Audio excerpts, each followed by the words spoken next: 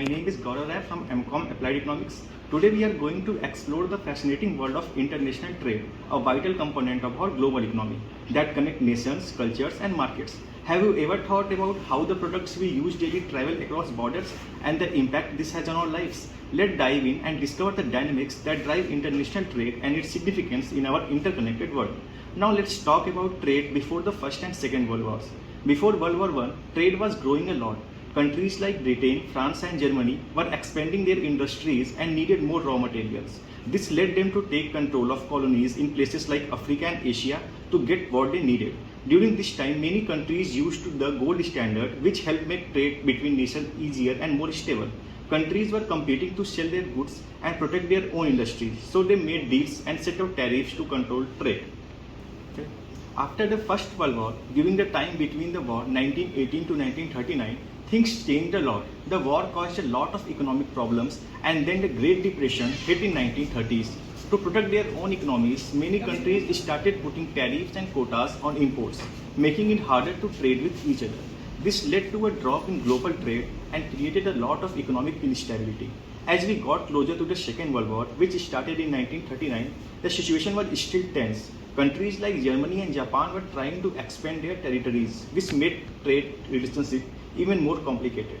The world economy was divided and the trade was heavily affected by military conflicts. After World War II, many countries focused on rebuilding their economies and stabilizing peace. The war has caused widespread destruction and nations needed to work together to recover. Now, how do you think the various policies and institutions implemented after World War II shaped the modern global economy we see today? So three main institutions which are originated, that is IMF, International Monetary Fund, World Bank and ITO. The International Monetary Fund established in year 1944. It was set up to help countries that were having money problem after the war. It gave them money and advice to fix their economies and keep trade going smoothly between countries.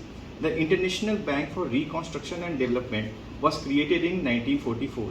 It is also known as World Bank. It helped countries by giving them money to build things like roads, schools and hospitals. This helped countries recover from the war and grow their economies. The third institution is ITO, International Trade Organization, which was proposed as a part of Bretton Woods Conference in 1944. It aimed to regulate international trade and reduce trade barriers between countries. But the ITO was not established mainly due to lack of support from key countries, particularly the United States. The reason behind this is US opposition and changing priorities. After World War II, the focus shifted towards rebuilding economies and addressing immediate post-war issues rather than creating a new international organization for trade. And the third main reason is formation of GATT. Now, where were the main reason that made countries realize the importance of creating GATT to address trade issues after World War II?